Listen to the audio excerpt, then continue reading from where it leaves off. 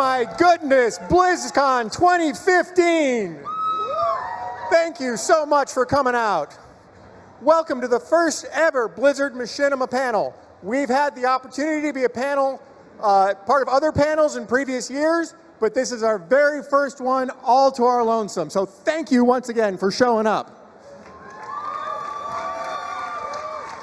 My name is Chris Evans. I am the supervisor of the Machinima department. I've worked at Blizzard for 9 years now. If you know anything about Blizzard, I'm a relative noob, so bear with me. We have lots of cool stuff to show you today. I'm super excited. But first off, I want to introduce our panel to you. Sherman Ohms, lead Machinima artist for the WoW project. Robin Comsey, lead Machinima artist for Heroes of the Storm. Jordy Swainbank, lighting project lead, Machinima department. Jessica Johnson, modeling project lead, Machinima department. Hunter Grant, one of the lead animators in the cinematic department. And finally, Taryn Gregory, project director for all the in-game content for World of Warcraft. So, I'm going to turn it over to Taryn, and he's going to talk about some of the early history of the Machinima department. Taryn. Hello, BlizzCon 2015. Can you believe that it's been 10 years since the first Blizzard convention here in Anaheim? Anybody there? 2005? Anyway? Yeah, Mom. I know you were there, Mom. Anyway, in 2005, I was working in Seattle, Washington, and my friend Ezra comes to me and says, dude, Blizzard is having a convention, and they're having a movie contest for Machinima. And we were like, whoa, Blizzard is asking us to tell them a story? That's just wild. So Ezra and I got together and we started writing a story that was very personal to us. And that story ended up becoming Return. Return was a story about our own World of Warcraft characters, and we felt it went over pretty well. And when we were selected as one of the winners of the BlizzCon Movie Contest 2005, they invited us to come down here with all of you that were there and share our movie with the convention. We sat there in that hall, not unlike the seats you're sitting in now. Let's go back to that one. And watched as our movie was shared with the Blizzard community. I'd have never imagined at that time that that would become my job, to continue sharing stories in the World of Warcraft with all of you, and it all happened because of BlizzCon.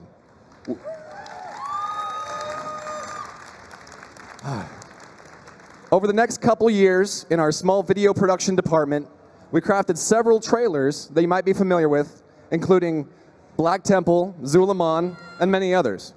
I'm really looking forward to working with this guy again in Legion. It's going to be awesome. We knew at this time that maybe Machinima could be more than just trailers.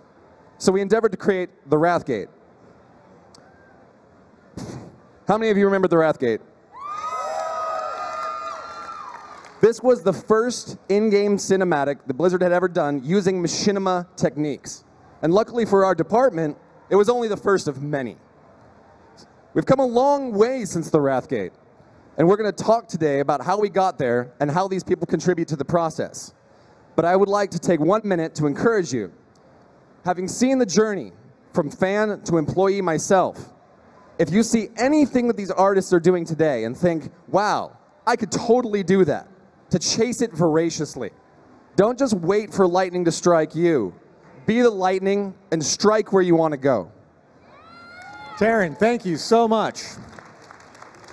All right, I want to spend some time hanging out in 2010.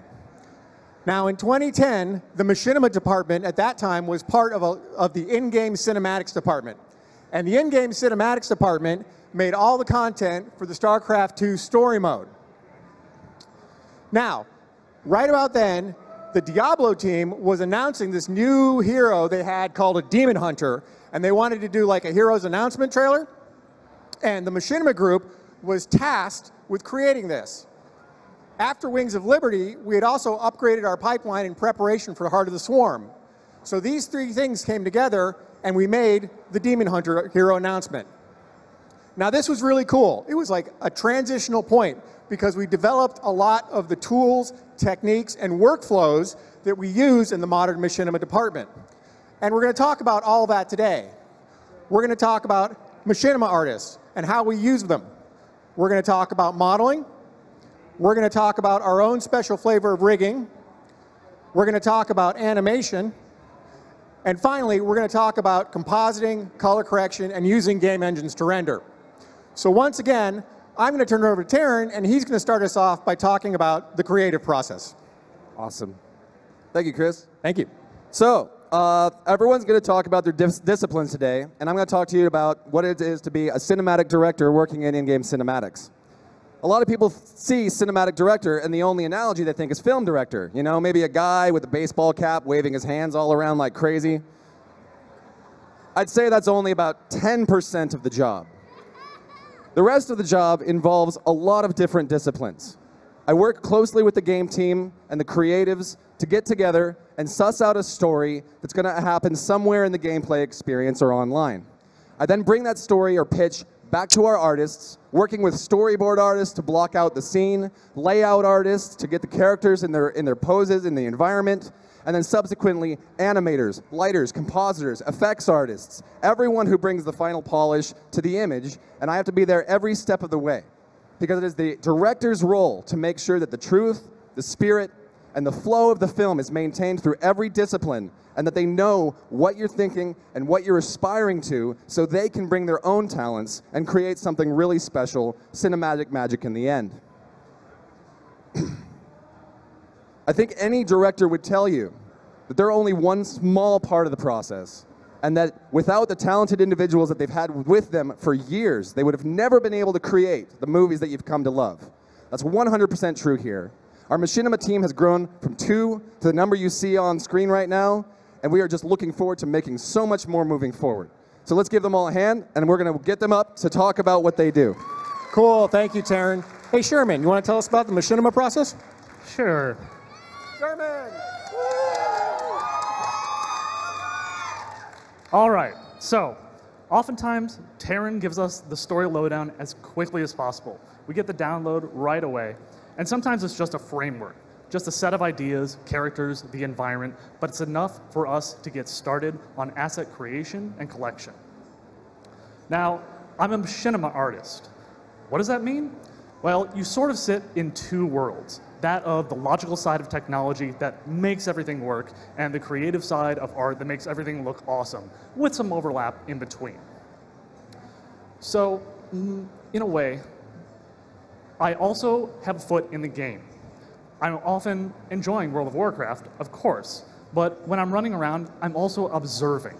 I'm looking at everything I can, from a building in the world, an object, even the other equipment all of our players are wearing, because each little thing that I see gets tucked away in my brain, a mental repository of a sort. I'm sure my comrade on the Heroes of the Storm side, Robin, his brain works pretty much the same way.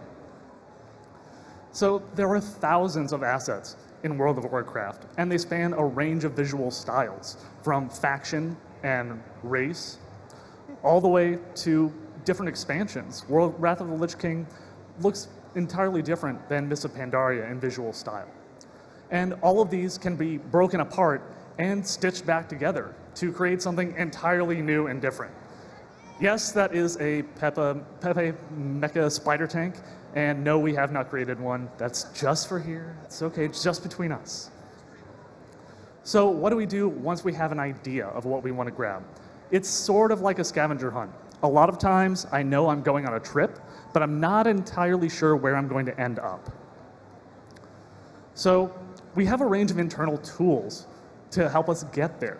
And I'm going to share a few teaser images of something we've been working on, just a few. But we have the development environment to play with from the game team. That lets us work in much the same way that they do, as well as our own internal previewer to let us browse through models and textures very quickly. For a cinematic like this, we could grab the Garrison mailbox and then repurpose the textures to create an entirely new mailbox that fits the aesthetic for our cinematic. It's sort of like a mad scientist project, where in this still, most of this kit was created using textures from the game and objects from the game. The lamppost was ripped straight out of the Goblin kit and dropped into our scene. And one of our modelers helped create the backdrop. This tower as well, Goblin kit. Just a ton of that grungy metal and the rough stone, and the conduit pylons at the very top. Although the orbs at the top were taken from the Thunder King's pedestal.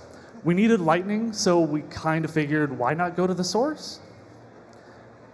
Doing this lets us match the visual style of World of Warcraft virtually 100%, because we're using work that the tireless efforts from the World of Warcraft team's artists have already made. It already exists, so it fits when we put it together, even if we're making something a little strange and crazy. Being plugged in lets us really push that. And it allows us to work with things like higher resolution textures, so we can push the fidelity of the cinematics and give you all an experience that is truly great. So, once we have things pulled together, we've gathered a bunch of assets, we've built them up. I serve as sort of a gatekeeper. I kickstart the other artists up here and on the rest of our team, and the assets that I grab and I start get touched by all of them. They still need a little spit and polish, which is where they come in. Sherman, thank you so much. All right, let's hear from Jessica. Jessica, tell us about modeling. Right on. Hey guys, hey BlizzCon. This is actually my first time getting to talk to you guys as a modeler. And I'm a 3D modeler here on the in-game cinematics team. And a lot of times that means I'm starting off with our game asset characters. So like the game characters that you guys play in game, that's oftentimes where I begin with our cinematic characters. Now, game characters are meant to be seen in the game. You're going to be spending just as much time looking at your character as you are the really cool environment, like the spells that you're casting, and also the monsters that you're killing. So these characters are kind of made with that sort of optimization in mind. You're also seen on screen with about 100 other players. So keep that in mind when that's what we're starting with. Now, what we like to do is take those characters that are game res and all that, and we like to give them their chance to become a movie star. Now, characters like this really end up on screen like this. And I'm going to show you kind of like a dramatization of what it takes for those characters to go through this process. It's a little bit scary for them, I think. But I usually start off by making the characters a little bit higher res. I like to round out all of their edges and give them a little bit more fidelity so that they can come really close on screen and we can see them all up close and personal. A lot of this takes rounding out all of their muscles, giving their armor a little bit more fidelity, and also spending a lot of time on like their hands and their faces. It's all about making these characters into actual actors on screen and not just characters that you're playing in game. Now, I'm going to talk a little bit later on about topology, but topology is kind of the lines and edges that make up a character's face, all the way from their body, their armor, into their face. And it's really important for these characters not just to look great for their close-up, but also to act and do and create the best performances possible in the hands of our animators. And so my job is to take these characters from their game asset models and make them absolutely ready for their close-up. Jessica, thank you so much. Next, we're going to hear from Hunter Grant. Hunter, tell us about animation. I will try. Thank you. Hello, BlizzCon. That's right. All right. So in 2012, I was asked to become the lead animator for the machinima department. And I said, I'm listening. And then I was told, Taryn would like you to do it. And I said, I shall. So as the lead animator, my job essentially is to bring the director's vision to life through the characters, movements, and performances. The first projects I got to be a part of were the Warroom Horde, Warroom Alliance, the Gunship Explosion, and the Jade Forest during Mists of Pandaria. We had noticed something during these. These were super fun to work on, but man, that panda. See, the game team just gave us the new Pandaren. And we were like, wow, this thing's amazing. It had so much more topology, it was higher res, it could act a lot more, it had more range of motion. Basically, they just implemented a brand new set of technology called skin weighting, and this, along with a lot more bones, allowed for the Pandaren to emote so much more than the other characters. And we got us thinking. We had an idea. Wouldn't it be cool if the other characters could match the Pandaren on screen? So we decided to try a test. We thought, man, Garrosh was really fun to animate, and he's kind of starring in our next upcoming piece. Why don't we try a test with Garrosh? Let's try to up-res him. But the goal was to match the fidelity of the Pandaren, but not to break the look of the game. At the same time, we actually made a brand new face rig. And the whole goal was, again, to match the abilities of what the game team had already given us with the Pandaren. This gave us Garrosh 1.5. This is the first time we've ever shown him like this. And actually, I was talking to the art director last night. He's never seen this either. But this was the genesis of what WoW Machinima is today. This basically just helped us advance our thinking. Now, at the very same time, unbeknownst to us, the game team just happened to be working on up-resing all of their player characters, and coincidentally, they had started with the orc. We all got word of this and got super excited. We thought, oh my gosh, we have Garrosh. We need Garrosh. Can we please have Garrosh? They happily obliged, thankfully. They sent us the new Garrosh, and we went, wow. Okay, so we ripped out the rig from Garrosh 1.5 and slammed it into Garrosh 2.0. And we thought, wow, this is something special. This became the Siege of Orgrimmar. This was essentially, for us, a new beginning for the Machinima department's animation abilities and capacity. Now, a little bit later, I'm going to kind of go into how we took all this thought process and dialed it to 11, essentially, in Warlords of Draenor. But for now, I'm going to hand it off to Jordy, who makes things pretty. Jordy. Thank you, Hunter. Excellent stuff. Thank you, BlizzCon. Wow. Really appreciate that. No pressure, no worries. Show of hands, who knows what lighting and compositing is here? Anybody? Get out. That's a lot of people. I'm surprised. Okay, well, good for you guys. Well, then, full disclosure, and my confession to you is that when I started lighting and compositing, I had no idea what compositing was. No surprise to my bosses and coworkers at the time. Sorry, bless them. I knew what it was as software, and I had used photo editing software before, but I didn't know what compositing as an art form was capable of. And it was pretty easy to take, you know, these guys and turn them into those guys, and that's legitimately compositing, that's fine. But I didn't know what compositing could offer a story being told. I didn't know what compositing could do to solve problems in a production that we might work on. And I didn't know what my artistic capabilities could lend a production process like Cinematics Machinima. And I think when it comes to either like visual effects or video games, there's so much work that goes into this, the final stage of our pipeline. There's all this visual sweetening, all this attention to detail. We had so much to make this world rich and robust, all the while hoping that you never really notice what we did. Because if you do, you're pulled out of that story we're trying to tell, and that's counterintuitive to our process. And we work on composites sometimes with hundreds of layers apiece, and we might work on 100 shots at once, and it gets really complicated really fast. And that kind of begs the question, where do you start, right? Well, for us, that's the easy part. We start at the beginning. And in this instance, it might be an artist sitting down with a director, in this case, Taryn Gregory, and we hunt for a visual style, a visual target, and an aesthetic that complements the story being told, that kind of like shows the characters in their best light. And you can see that we ended up with this blue number here for Gul'dan, and it kind of makes his green skin pop, and that's pretty cool. Once we hit this target, though, that's when the fun starts. We get to start working on shots, and that's where the fun really begins. We get to take the game capture, and we get to start building layer upon layer of atmosphere and fog and effects and colorize the background and add fires and colorize the characters. It's all this stuff all at once.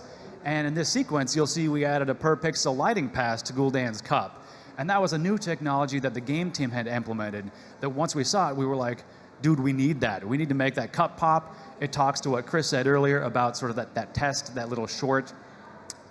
And it really makes this world rich and robust. And I'll admit that lighting and compositing is difficult sometimes. You have to face challenges. You have to solve problems on the fly. But it's the fun part, right?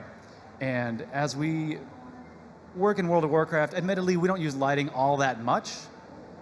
We do use lighting quite a bit in Heroes of the Storm. Jordy, thank you so much. So I want to spend some time. We've looked at the overview of the process, right? So you guys have gotten a general idea of what the artists do and what their disciplines are. Now, we're going to talk about specific projects, how we apply this to specific games.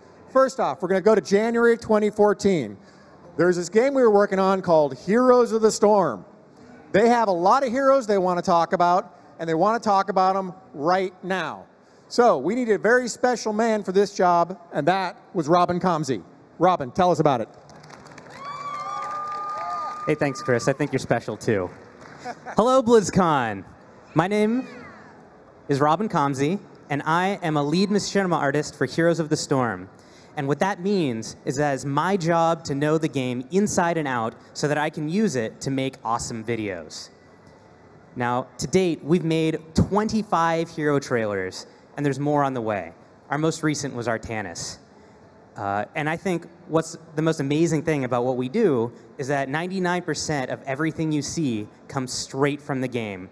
That means everything from the effects to the backgrounds to the character models. All that stuff is what you're going to see when you play the game. And having made so many of these, it's easy to lose track of how far we've come. So let me take you on a little journey way back to the beginning of January 2014. And I guess when I think about it, that really wasn't that long ago. But it was my first day. I was just starting at Blizzard Entertainment as a machinima artist. I was so stoked. I'd never even heard of that job title before. So I wanted to get started. I talked to my bosses and I asked them, hey, what's my first project going to be? And they told me, well, Heroes of the Storm is going to be going into closed beta soon, and they're going to be wanting a trailer for each and every hero in the game. And I was like, wow, that's kind of a lot. Am I going to get any help? And they said, no, it's just going to be you. I was like, okay, well, how do you want me to do this? And a director, not unlike Taryn, came to me and he gave me a storyboard, not unlike this one, and it basically told me that it was going to be my job to transform these images into machinima. Now, nobody in our department really knew exactly what the best way to do that would be, but they knew that there was only one tool for the job, and that tool was the StarCraft II editor, or at least a special flavor of it that was developed for Heroes of the Storm. What's great about this editor is it's actually nearly identical to the one that you have at home if you've purchased a copy of StarCraft II. However, although I had played StarCraft II, I hadn't really fired up the map editor since Brood War back in the 90s. And you know, when I started on my first day and turned on StarCraft II's editor, I could tell that things had kind of changed. We'd entered the third dimension, and there was a lot to learn. So I was sent across the street to sit with the game team and absorb as much information as I could. I also scoured the internet for any help I could find, because honestly, thanks to people like you, I was able to get a little bit of a head start. So really, it was my challenge to figure out what one person could do using this editor. And as it turns out, I could do a lot. I could take ground and sculpt it like clay, just raise it or lower it. I could paint ground textures. I had dozens to choose from. If I wanted, I could plant an entire forest, and it was super simple. Or if I preferred, I could summon a demon army. The game team had made it really simple just to choose from the dozens and dozens of character models in the game and cycle through their combat animations, which gave me the ability to cut from camera 1 to camera 2, and then pan across to the dancing Murloc, and then fade to black. And I think what is just so cool, what's so cool about all this is that I'm really lucky to get to play in this Blizzard toy box. I have all of these awesome models to choose from. And I don't have to make anything from scratch because everything's already been made and it looks beautiful. So I guess the best thing about Machinima to me is the fact that you just take all these awesome things, recombobulate them, and find enough duct tape and bubble gum to turn them into something new. Now, since our humble beginnings a year and a half ago, our team has grown. The Heroes Machinima team has gone from 1 to 4 Machinima artists. And thanks to that, we've had a lot more opportunities to really level up each and every shot. We've added lighting and compositing to our process, which turns every frame into a beautiful picture.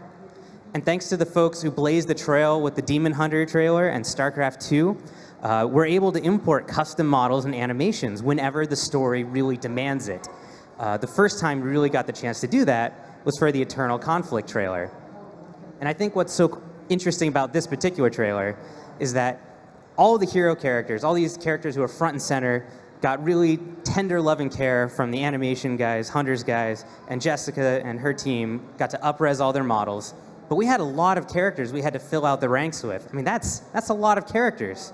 So the great thing about working in this engine is that we can drop in their custom work and our assets that are straight from the game. And if we've done our job right, you can't see the line that divides those two things. They all just meld together. Now, I'm hoping we get the chance to use this a lot more in the future. Most recently, you might have seen it in the announcement for Heroes of the Storm's new game mode, Arenas. Now, check this out. This is what I got from animation. Beautiful animation, focusing on Raynor and Falstad here, but there's nothing in the background. Luckily, the game team created all these awesome spectators, so it was really easy for me to go in and just fill everything out, and it really adds so much. Anyway, thank you guys so much. I'm going to turn it back over to Chris. Robin, thank you so much. How cool was that? All right, so once again, January of 2014, there was another project on our plate. That was the Warlords of Draenor. So we're going to spend some time really digging in to this project and giving you an overview of what goes on during a WoW expansion in the Machinima department. We're going to start off with Taryn Gregory, and he's going to tell you a little bit about the creative process. Taryn. All right. Any of you played Warlords of Draenor at any point, ever? Maybe? Awesome. So, we began on this project, as he mentioned, toward the beginning of 2014, and the ask was huge. We had just made the Siege of Orgrimmar trailer, and the game team was ready to double down on the efforts of Machinima and see what more it could bring to an expansion. In fact, we were going to bring more to this expansion than nearly every single in-game cutscene combined from everyone we'd done since we started with the Wrathgate. Whoa, that's going to be a lot of work. Where do we start? As Jordy said, from the beginning. We'd had some success in Mists of Pandaria, where we had done our first split storytelling, where we added individual cutscenes for the Horde and for the Alliance. We wanted to continue this vibe forward, and so when we began at the beginning of the expansion experience, we had zone finales, more like the Wrathgate that ended a story experience than beginning it, for Shadow Moon Valley and for Frostfire Ridge. This was the challenge for us, though, is to make these movies unique, distinct, and sing to the factions that were involved. If you shorten these to a tagline, they're identical. You know, the hero of this faction sacrifices themselves, oops, spoiler alert, to save their people. But how do we make them different? For the Horde side, we had to look into the characters, that while the spirit of the movie was clearly a small force taking on a giant army like so many great movies, what laid beneath the characters' hearts? And it was all in Gunnar. Gunnar, Duratan's brother, who had been jealous of Duratan his entire life for having been given the title of the chieftain of the Warsong, or the Frostwolves. Oh, I'm gonna get murdered by some. This had been a splinter in their relationship their entire lives. But it was in this moment, when everything's on the line, when it comes down to when it matters most, Gunnar acknowledges that his brother was the one that needed to live, he needed to carry on and take care of his people, his family. And when Gunnar stood in the valley as the mountain crushed upon him and screamed, Loktar! The Orcish word for victory, He was claiming victory for himself, his family, his people, his clan, and for the Horde. On the other side, in a very, very different vein, a different spirit, we had Yrel and Velen with a battle far away.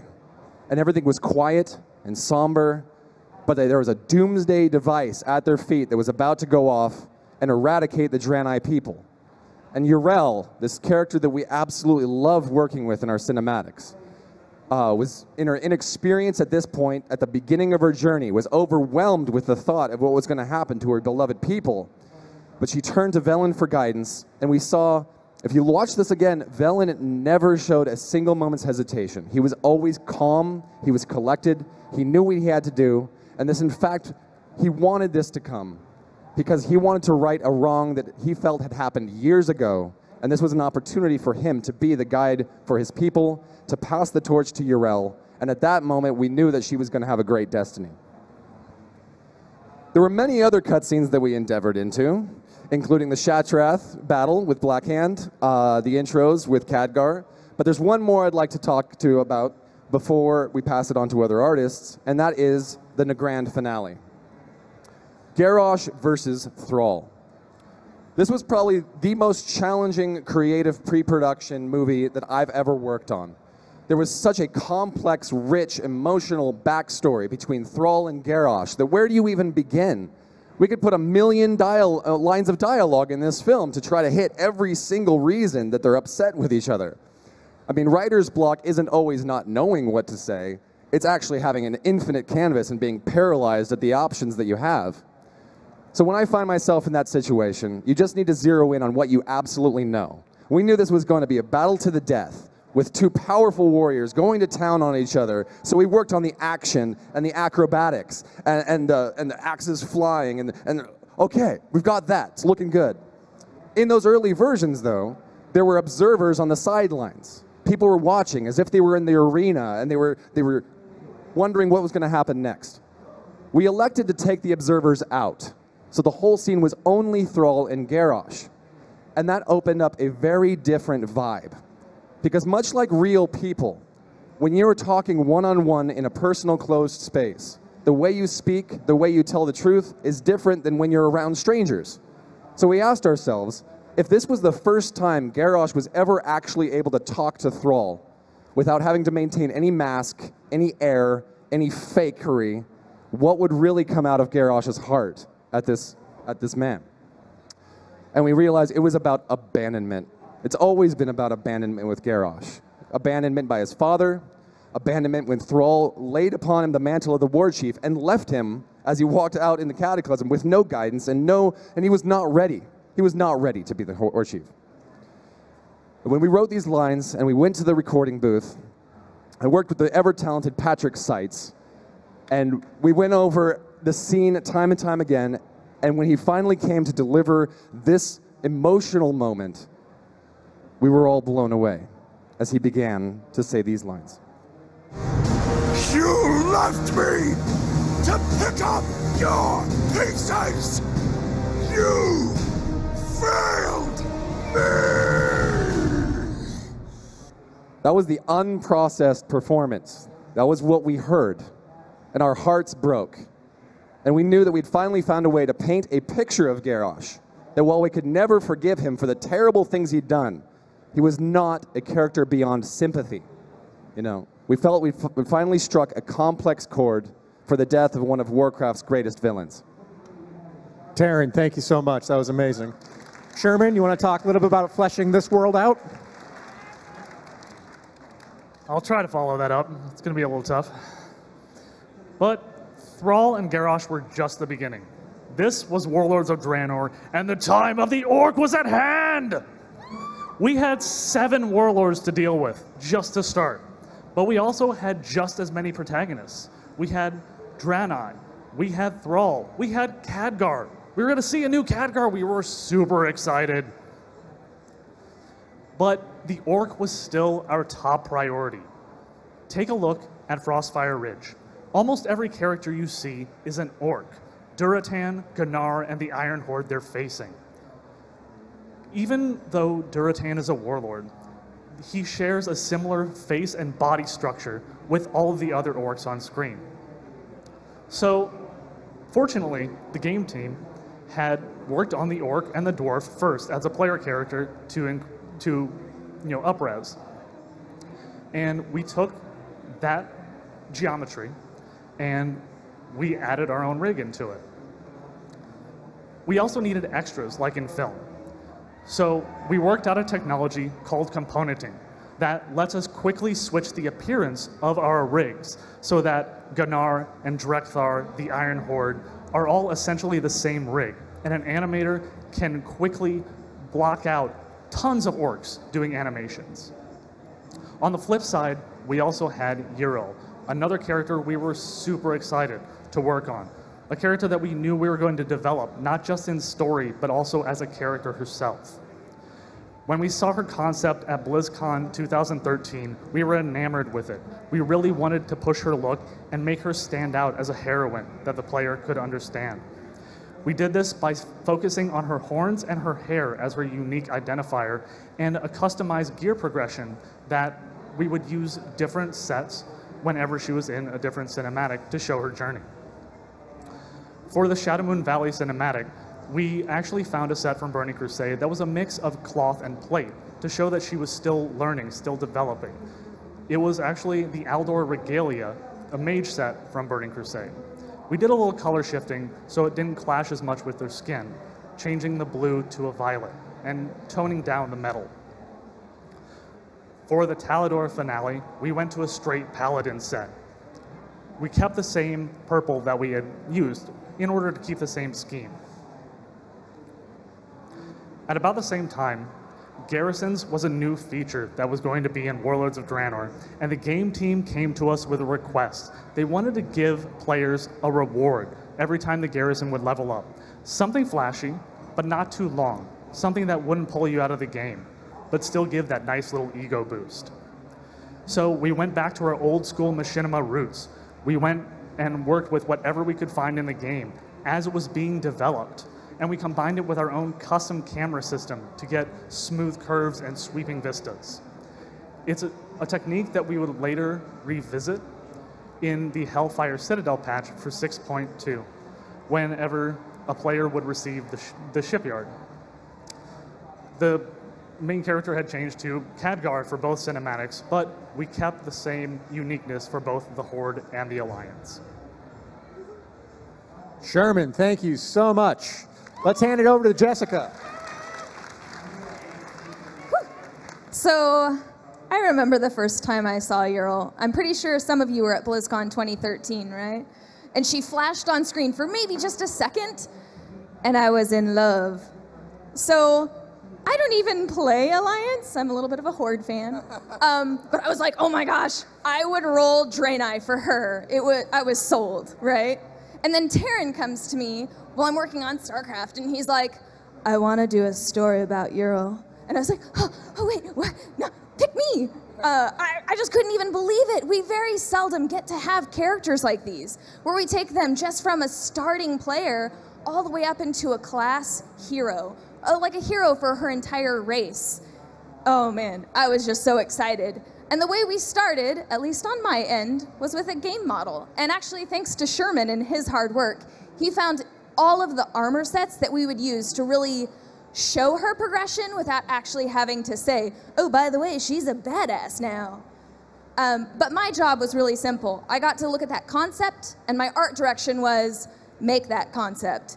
So the starting point was really her horns. Like, it makes her an iconic and kind of crowned character. My first task was like, I made the horns exactly like the concept, where you see her facing you straight ahead. And those were really cool, so long as you were facing straight ahead. The moment she turned her head, they got in the way and they didn't look right, and you're like, wow, that really kind of like breaks what a epic character she is. So we did some adjustments specifically for camera angles, which is unique, at least for the cinematics team. My next job was actually to up-res a lot of her armor. Now, game models, the texture is kind of molded over the game character body, which is great for the game, but for the cinematics, we kind of wanted to give her some like real gravity and make her seem like a force to be reckoned with. I mean, she's wearing plate mail, let's make it look like plate mail. I actually spent a great deal of time working on her chest piece so that she was wearing a breastplate and not just a texture.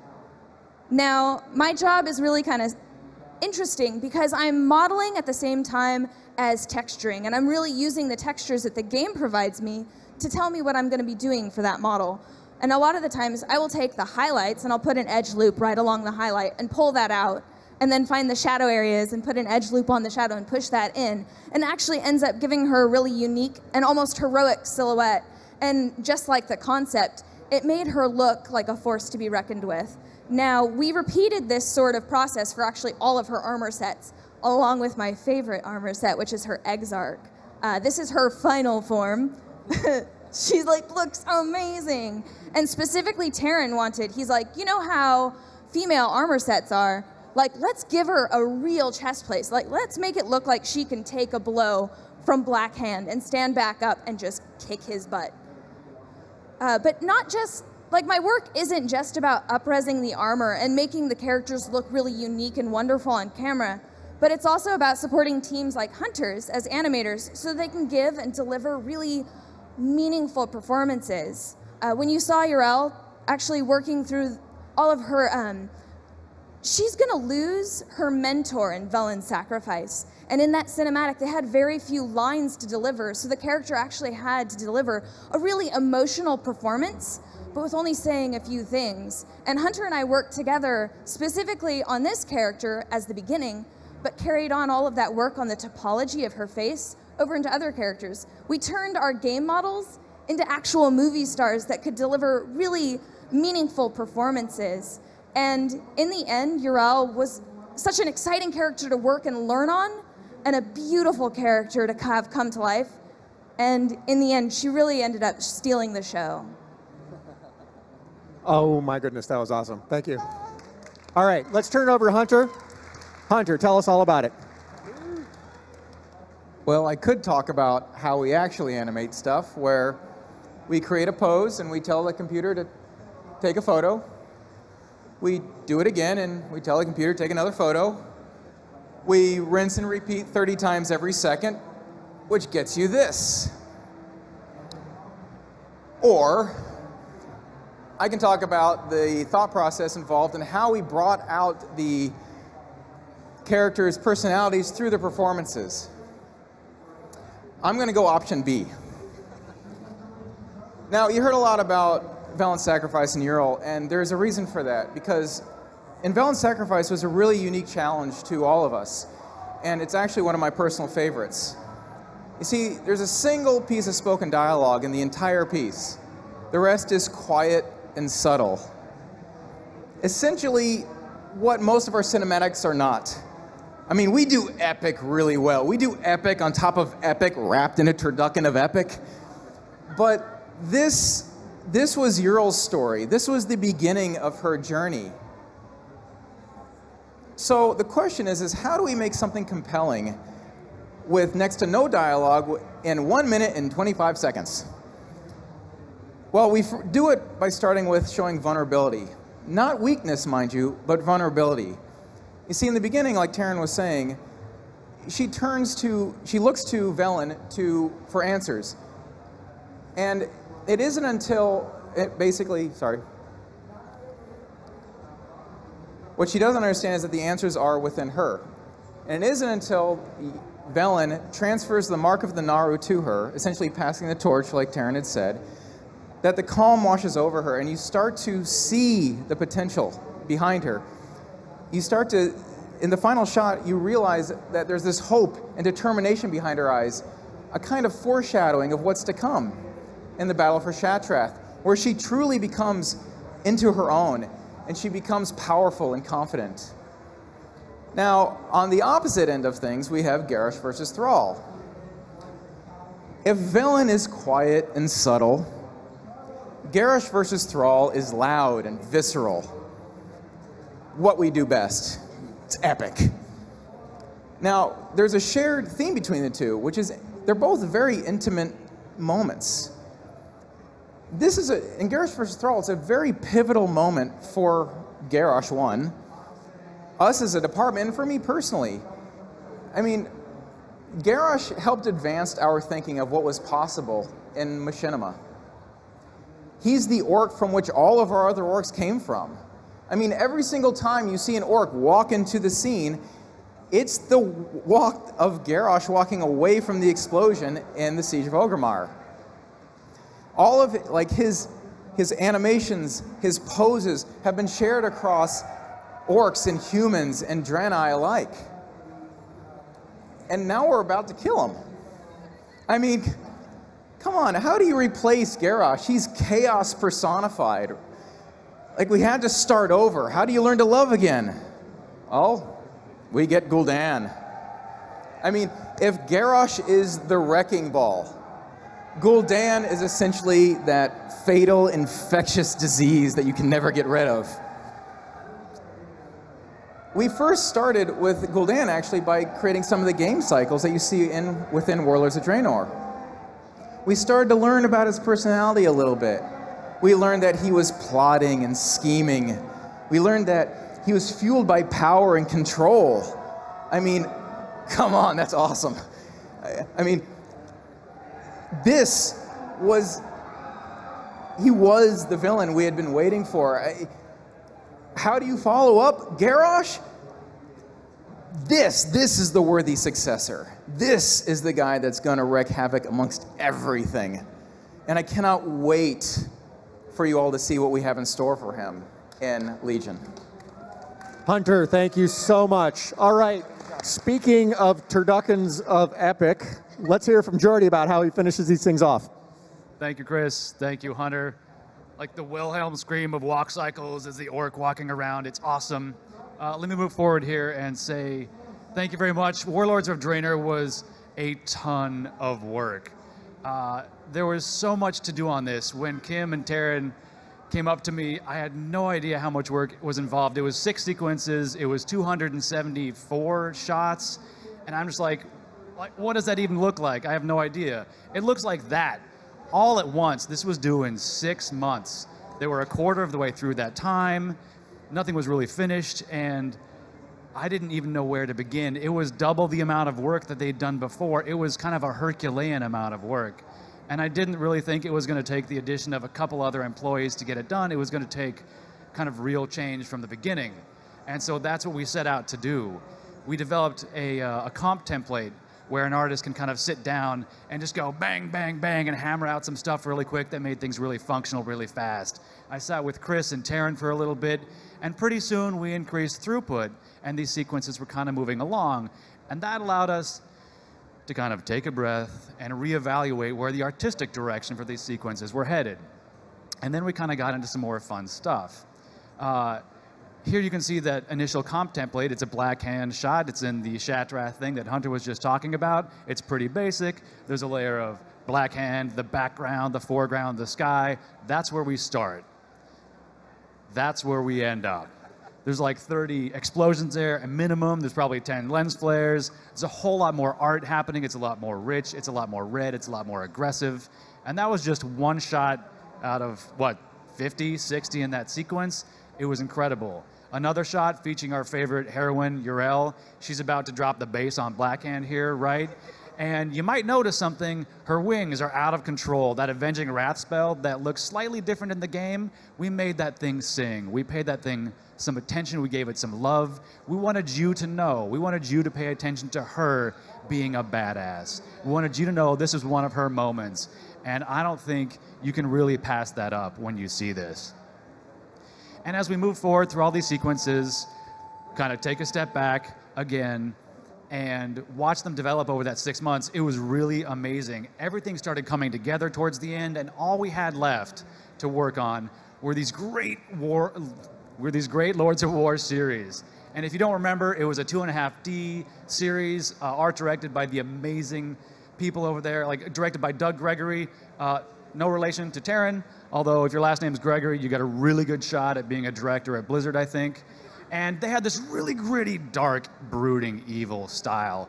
And we kind of had to think about how we did things to elevate our artistic style to kind of mirror theirs. So we got to use a 3D package for the first time. We had real lights, we had real shadows, and we got to create these really intense, brooding sessions between Murad and Varian as they discussed things over this war table.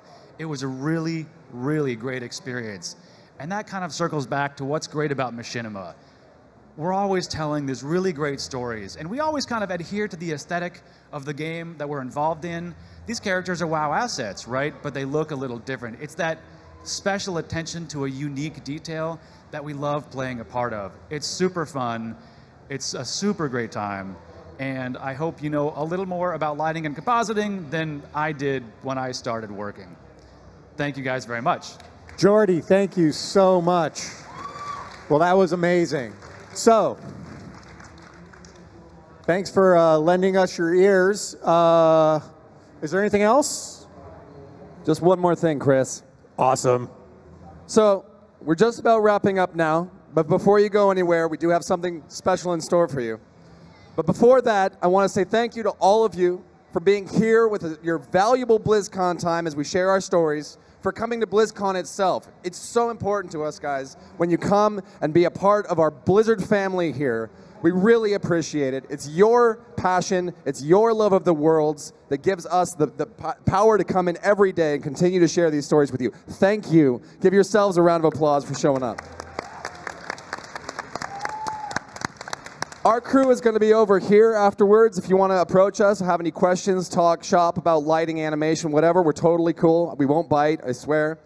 But before that, I have one question for you. How would you like to see just a small storyboard teaser at what we're all working on for Legion? Thank you. Thank you for attending the cutscene behind Blizzard's